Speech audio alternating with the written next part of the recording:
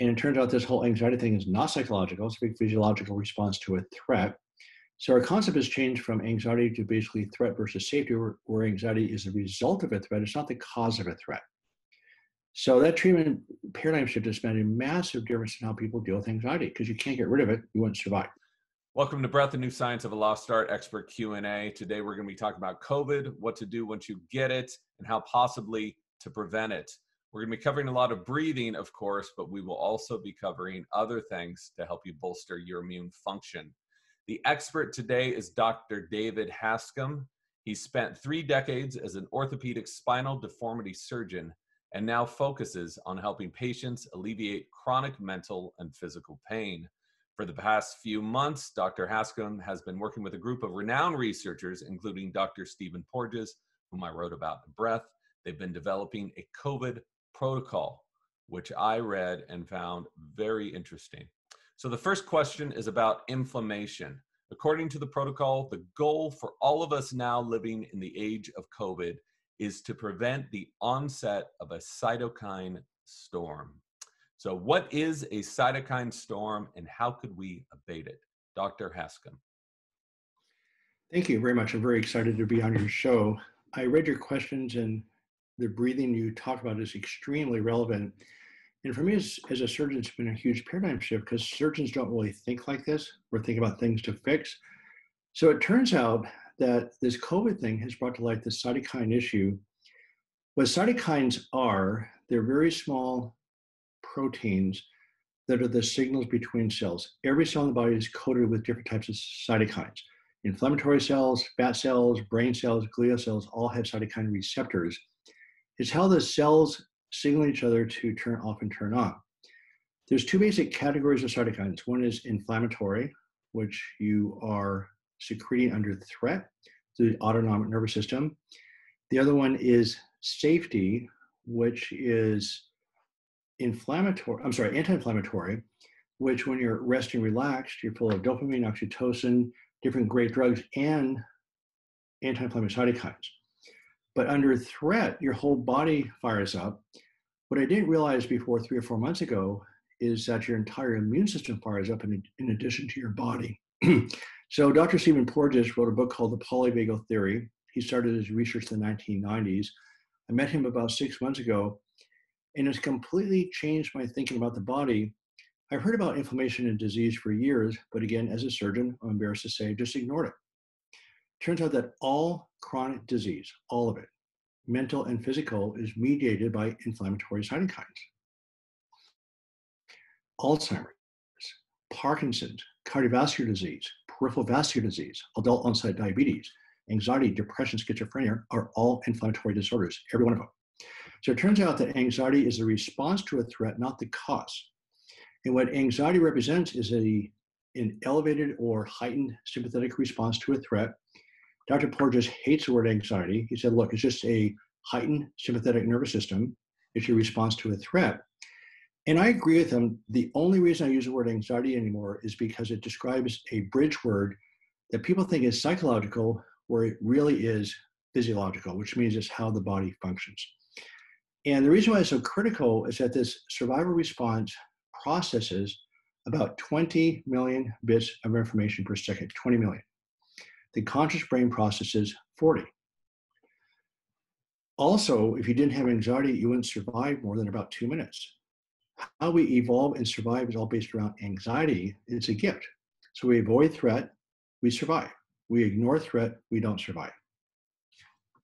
So how does that relate to COVID and your chances of suffering more severe symptoms of COVID? If your baseline inflammatory levels are elevated, in other words, again, what I didn't realize is that all chronic disease has elevated cytokines.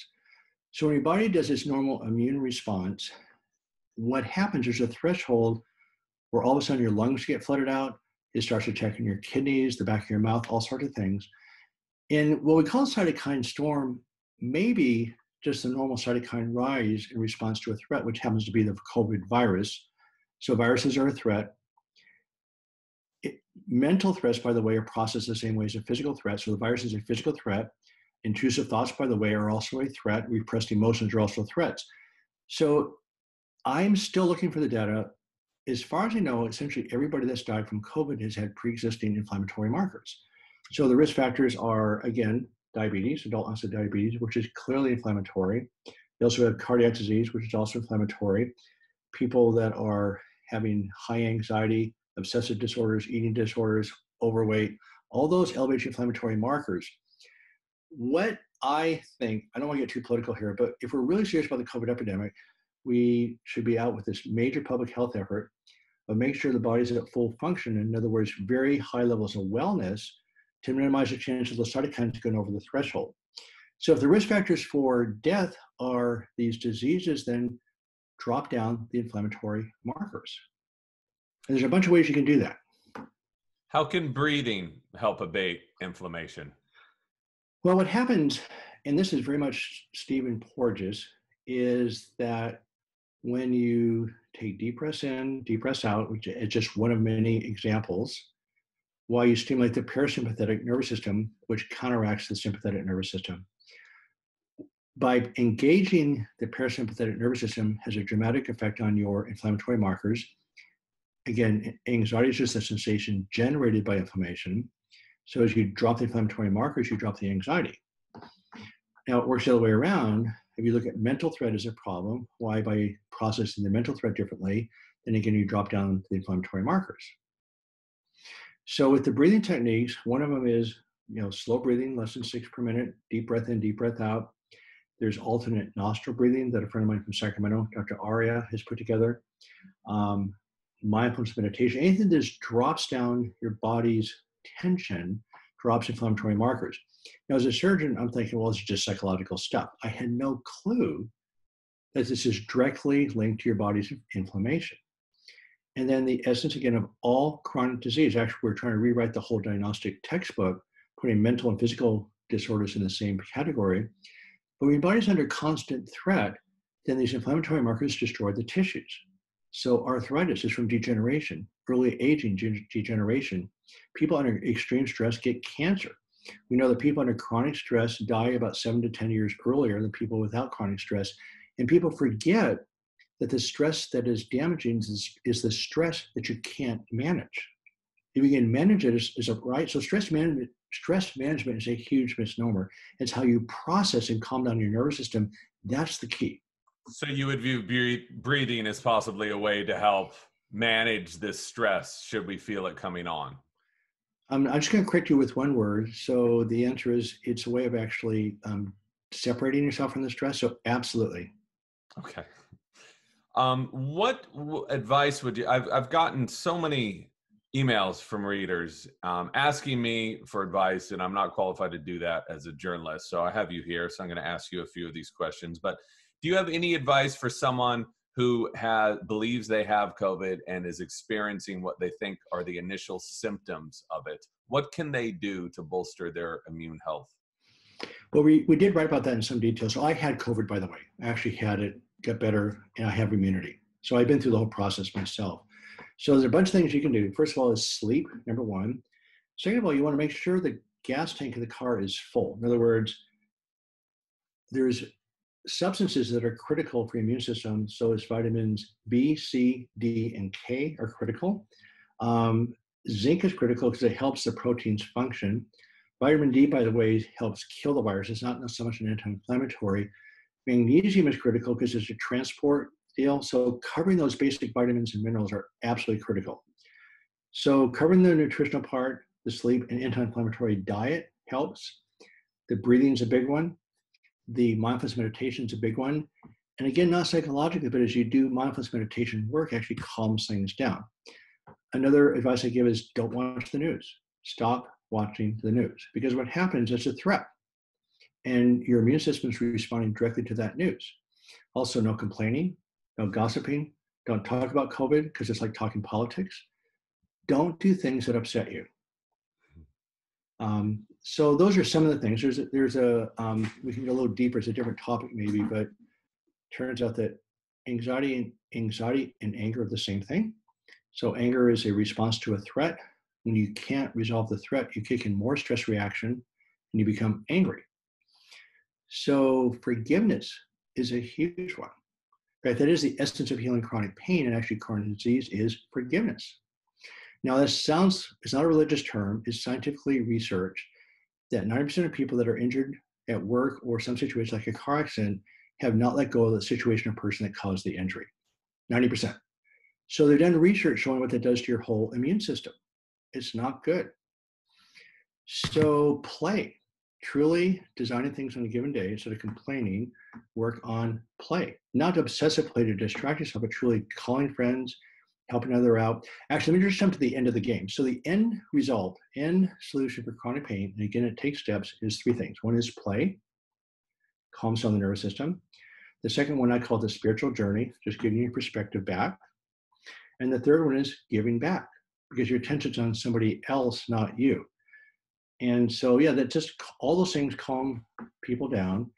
And again, I don't know how long my immunity will last, but again, there's one I skipped that's critically important called expressive writing.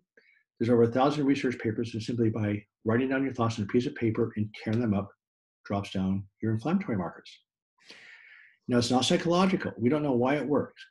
But as research, there's a book here called Opening Up by Writing It Down by Dr. James Pennybaker out of Texas. Started the research in 1982. It's the foundation of our entire pain project is that expressive writing. After my personal experience of 15 years of chronic pain, the writing was the first thing that broke me through. First thing. Every patient that's healed has started with expressive writing. It drops down the viral load in HIV. It cuts the skin healing in half. I mean, in other words, if you take punch biopsies and then you measure the time to healing of people who write versus don't write, the skin heals twice as fast. And I actually asked Dr. Pennybaker, who's a friend of mine, why does this work? And he goes, I don't know. But it's unbelievable. So incredibly simple. So what would you say for people, and I've gotten this from a few people that say, breathing is just a placebo effect. It's not actually doing anything. What would you say to someone who would say something like that, even though it's measured, even though there's been random double-blind studies showing this stuff works, even though you can hook up a pulse ox and a heart rate variability monitor and instantly see how breathing is changing your physiology, how would you give them context? Well, for instance, my friend Dr. Aria in Sacramento actually puts a monitor on people's foreheads that actually measures their autonomic nervous system. So Les goes, well, how you doing? They go, I'm doing fine. Well, their indicators say they're off the map. They're repressing emotions. So, by the way, placebo is the ultimate healing response. That's what you want. All placebo means that you've connected to your own body's capacity to heal. It's the most powerful medication that works. In fact, there's a lot of debate whether any healing occurs at all in any scenario without placebo effect. If you can't harness body's healing capacity, you're not going to survive. So these fantastic cancer stories, okay, what happened? The whole immune system just rose up and just knocked out the cancer. So you would call that placebo. Guess what? The people are alive. So that's what we want, is that effect. Now, I don't like the word placebo because I always say harnessing the body's healing capacity. What doctors have done, they've sort of implied that placebo means things weren't really happening the way we think they were. That's just not true. So again, there's a direct effect of the breathing on the parasympathetic nervous system. We can actually measure objectively with what's called heart rate variability and respiratory sinus arrhythmia, also skin conductance, etc. So no, these breathing techniques have a very direct effect on your body, which is not psychological. Breathing is not psychological. It's just a way of calming down your inflammatory response.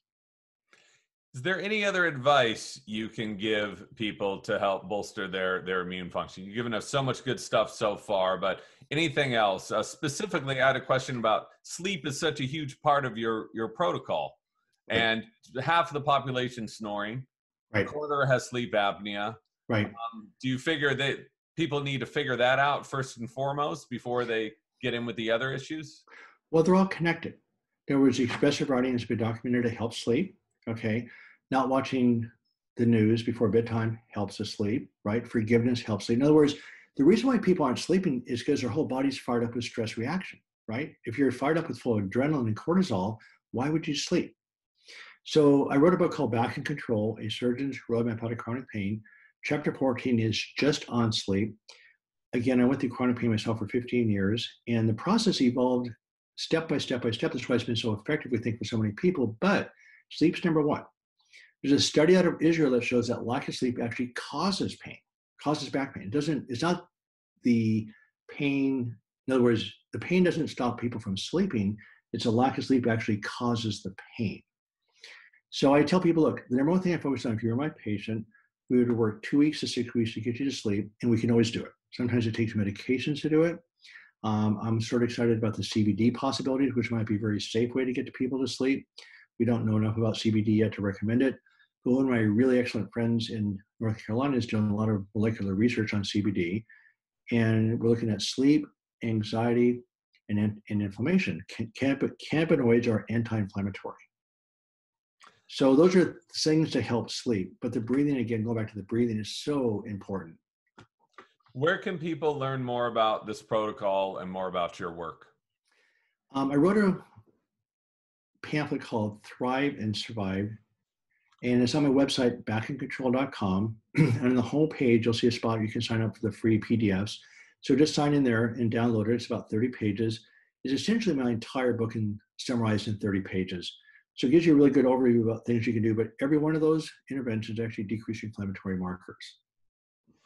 Dr. Haskam, thank you very much for your time, and thrive and survive out there, everybody. Thank you very much. I enjoyed it.